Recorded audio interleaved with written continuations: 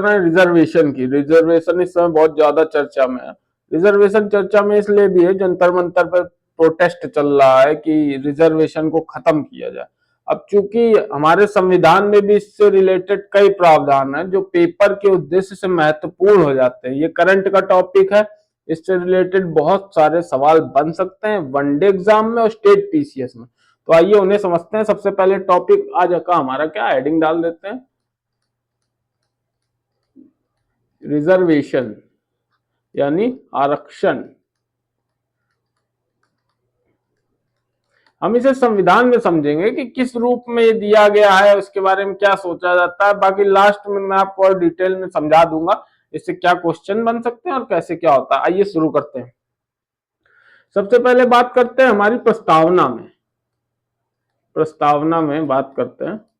प्रस्तावना में 3 प्रकार के न्याय दिए गए हैं। 3 प्रकार के न्याय दिए गए। कितने प्रकार के? 3 प्रकार के न्याय। पहला क्वेश्चन तो यही है, प्रस्तावना में कितने प्रकार के न्याय? 3। तो कौन कौन से हैं? सामाजिक, आर्थिक और राजनीतिक।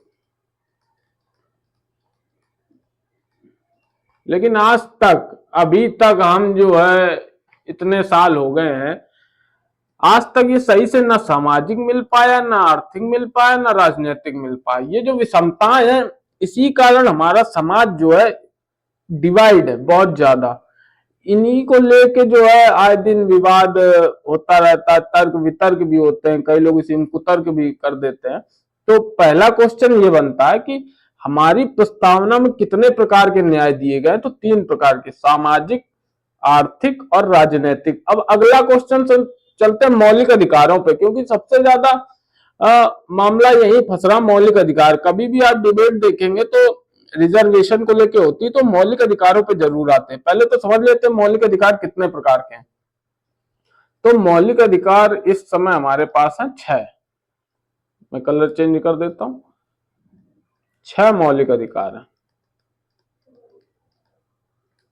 6 मौलिक अधिकार है।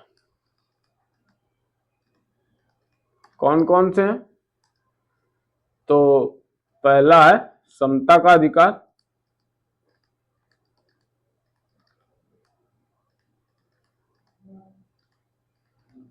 चौदह से 18 में। दूसरा है स्वतंत्रता। स्वतंत्रता है 19 से 22 में। तीसरा है शोषण। शोषण है 23 से 24 में। और चौथा धर्म की स्वतंत्रता।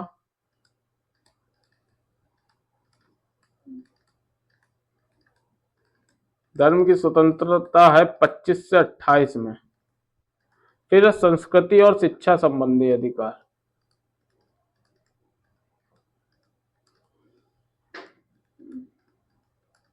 मैं इसे नीचे कर देता हूं। फिर संस्कृति और शिक्षा संबंधी अधिकार। बंधी अधिकार ऐसे लिख दीजिए। ये कितने में है? तो ये है 29 और 30 में। फिर एक संवैधानिक उपचारों का अधिकार, जिन्हें हम रिट, सुप्रीम कोर्ट और हाई कोर्ट। सुप्रीम कोर्ट में आर्टिकल 32 है, हाई कोर्ट में 2 to 6 है। तो ये संवैधानिक उपचारों का अधिकार।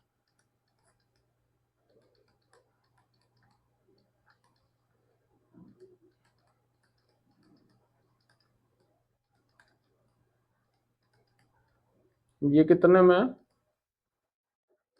32 में। अच्छा, इसमें आप गौर पर कर पा रहे हैं, एक 31 नहीं। तो पहले जो हमारे मौलिक अधिकार थे, पहले मौलिक अधिकार थे 7। पहले मौलिक अधिकार थे,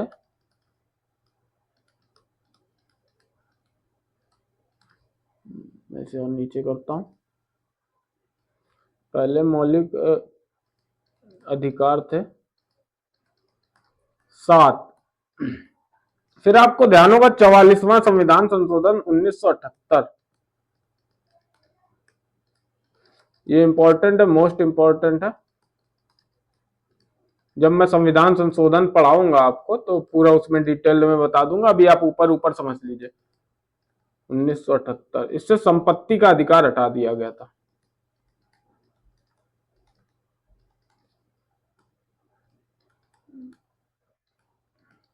हटा दिया गया, जो कि किसमें था, 31 में, आर्टिकल 31। अब इसे किसमें जोड़ दिया गया, तो ये कानूनी अधिकार बन गया।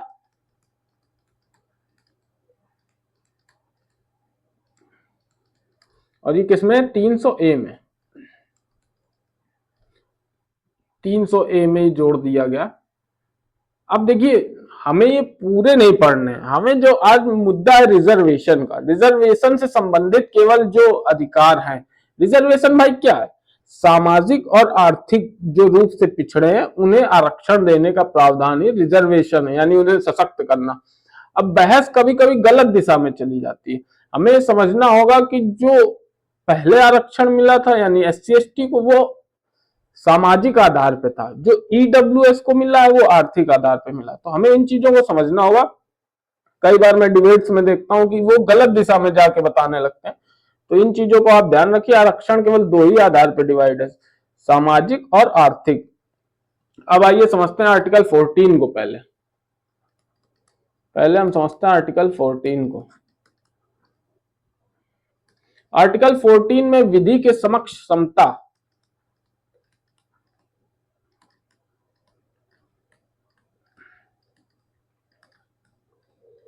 समक्ष समता यानी अपने देश में हर व्यक्ति को लागू है, सभी व्यक्तियों को,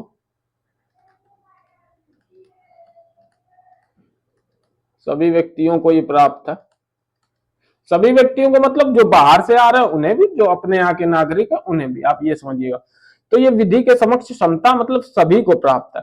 अच्छा, अपने संविधान में आपने एक चीज गौर की होगी, हर चीज का एक्सेप्शन उपस्थित है, हर चीज का एक्सेप्शन उपस्थित है। आप ये देखेंगे हर चीज का एक्सेप्शन है, तभी यही दिक्कत आती है कि आप कोई बात कहेंगे उसका एक्सेप्शन उपस्थित है। मान अब जैसे 14 विधि के समक्ष समता का अधिकार है, यानी सभी जो लोग जो है कानूनी रूप से कानून के समक्ष सभी लोग बराबर हैं।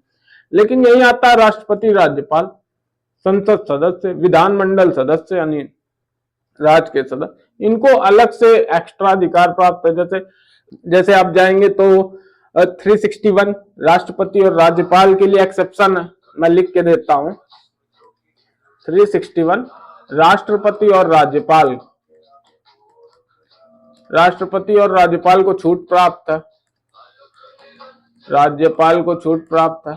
361A में संसद और विधानसभा की जो कार्यवाही प्रकाशित होती है। 361A में, 361 में ए में है संसद और विधानसभा की जो कार्यवाही है उन्हें प्रकाशित करने का अधिकार प्राप्त है। कार्यवाही में जैसे कुछ भी मान लीजिए प्रकाशित कर रहा है, उसके विरोध में आप मतलब कुछ नहीं उसके ऊपर कार्यवाही करवा सकते हैं कि आपने ये क्यों छापा, ये क्यों, जो भाई संसद में कार्यवाही हुई है वो उसने छाप दिया। तो ये मैं लिख देता हूं उसमें, संसद विधानसभा की कार्यवाही प्रकाशित करने का अधिकार,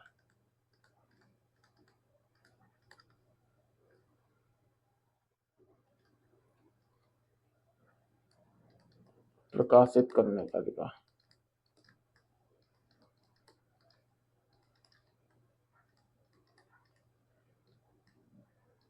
इसके बाद इसी का एक एक्सेप्शन और 105 जो संसद सदस्यों के लिए,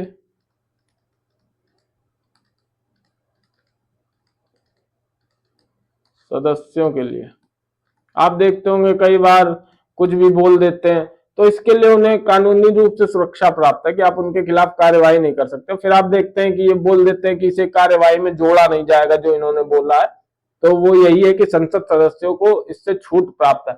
194 यही सेम यही है, लेकिन वो राज्य के लिए, मैं लिख देता हूं 194, मैं और नीचे कर देता हूं 194 विधानमंडल के लिए है, ठीक है।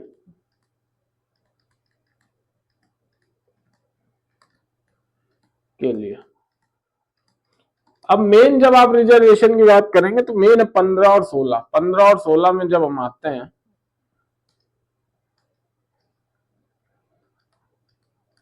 आर्टिकल 15 में धर्म, मूल वंश,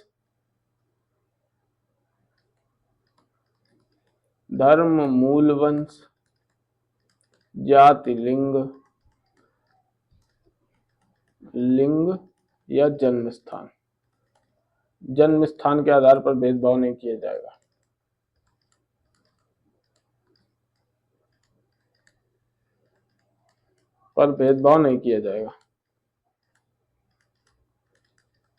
नहीं किया जाएगा। लेकिन अपने यहाँ ऐसा भी नहीं है। ये भी अपने यहाँ जो आप देख रहे हैं, धर्म, मूल वंश, जाति, लिंग या जन्म स्थान के आधार पर भेदभाव नहीं किया जाएगा। आप देख रहे हैं हाल ही में एक वीडियो वायरल हो रहा शॉर्ट कि एक बच्ची है, वो बोल रही कि हमें चीनी नहीं बोलिए, हम अरुणाचल प्रदेश के हैं, हम भारतीय, आई लव इंडिया। ऐसे हमारे यहाँ देखने को मिलता है कि धर्म के आधार पर भी उन्हें जो है परेशान किया जाता है, मूल वंश, जाति, लिंग या जन्म स्थान के आधार पर भी उन्हें परेशान किया जाता है। जबकि ये है कि जो है भेदभाव नहीं किया जाएगा, लेकिन फिर भी किया जाता है। हम भारतीय हैं, हम हर चीज को अच्छे से करते हैं, तो ये भी काम अच्छे से ही कर रहे हैं, जबकि ये नहीं होना चाहिए। अब इसी का भी एक्सेप्शन है फिर कि जो है महिलाओं, बच्चों इत्यादि को जो है समय आने पर राज्य कुछ प्रावधान कर सकता है, उन्हें कुछ सिक्योरिटी दे सकता है। इस मामले में मैं पूरा डिटेल्ड में जाऊंगा जब आपको पढ़ाऊंगा पेपर के लिए, अभी मैं ऊपर ऊपर बता दे रहा हूं जानकारी के लिए। अब हम बात कर रहे हैं 16 की, आर्टिकल 16। आर्टिकल 16 में, अच्छा इसमें देखिए धर्म, मूलवंश, जाति, लिंग, जन्म स्थान, लेकिन 16 में एक शब्द और जुड़ जाता है, निवास स्थान। तो मैं लिख देता हूं, धर्म, मूलवंश, जाति, लिंग, जन्म स्थान या फिर निवास स्थान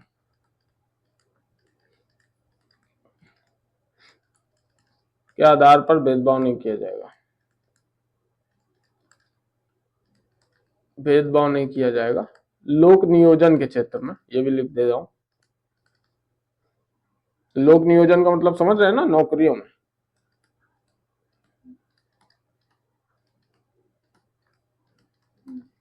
लोक नियोजन के क्षेत्र में, हाँ, जो आप लोग फिर लोक नियोजन के क्षेत्र में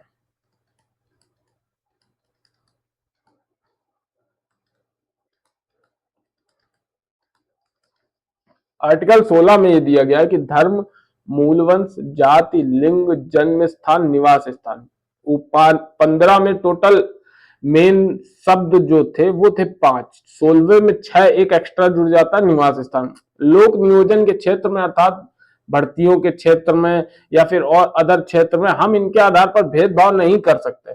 और फिर इसका एक्सेप्शन भी 1, 2, 3, 4 जब हम आगे डिटेल में पढ़ेंगे तो पढ़ेंगे। अभी बेसिक जानकारी के लिए मैं आपको बता रहा हूं कि उनमें ये बताया गया है कि ओबीसी को जो है रिलैक्सेशन इसी के तहत दिया जाता है, सब 16(4) के तहत कि सामाजिक रूप से पिछड़े वर्ग है तो उन्हें एक्स्ट्रा कुछ दिया जाता है आरक्षण, 27% का आरक्षण इसीलिए दिया जाता है, इसी के तहत दिया जाता है। भर्तियों में आरक्षण इसीलिए दिया जाता है, हर चीज में आरक्षण इसीलिए दिया जा रहा कि हम उन्हें बराबर ये स्टेट कर सकते हैं, ऐसा राज्य कर सकते हैं। अच्छा, अब हम थोड़ा समझ लेते हैं कि समस्या कहाँ आ रही।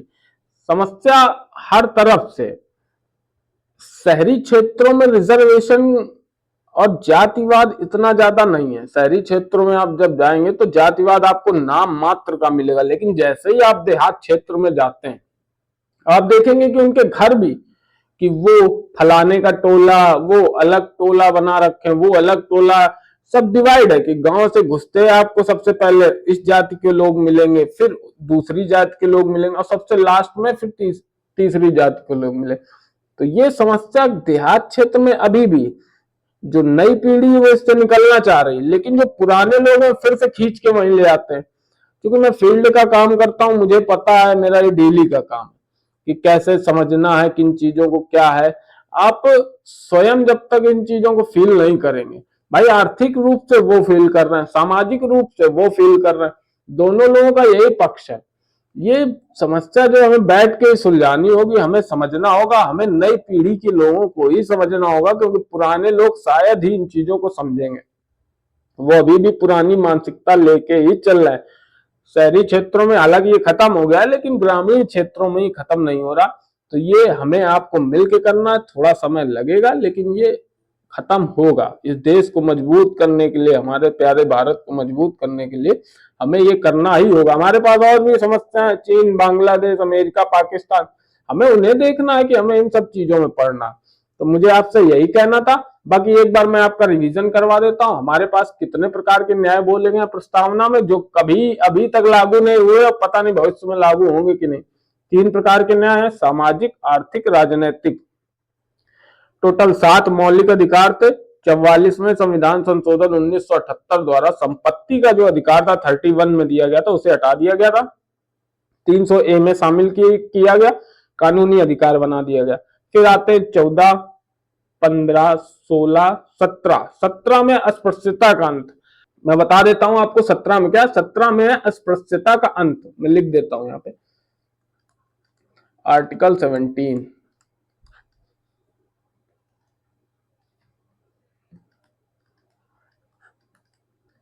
अस्पृश्यता का अंत।